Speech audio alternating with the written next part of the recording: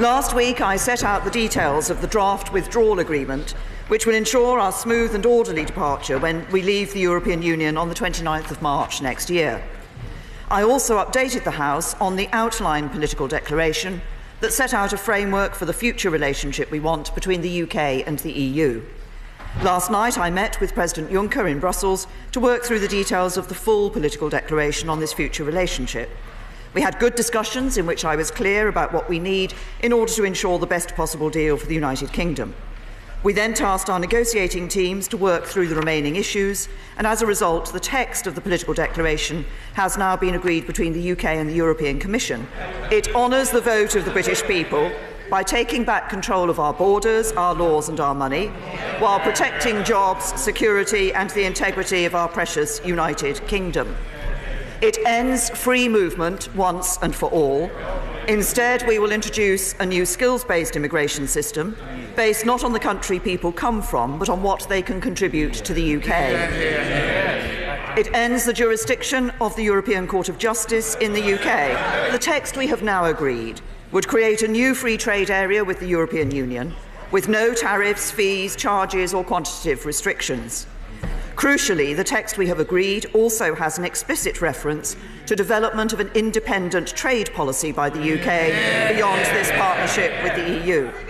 So we would have the ability to sign new trade deals with other countries and capitalise on the opportunities in the fastest growing economies around the world. The deal would mean we leave the common agricultural policy and the common fisheries policy. The text we have agreed with the European Commission also includes a new security partnership, with a close relationship on defence and tackling crime and terrorism to keep all our people safe. The new security partnership would also ensure close cooperation between our police forces and other law enforcement bodies, and we would continue to work together on sanctions against those who violate international rules or commit atrocities.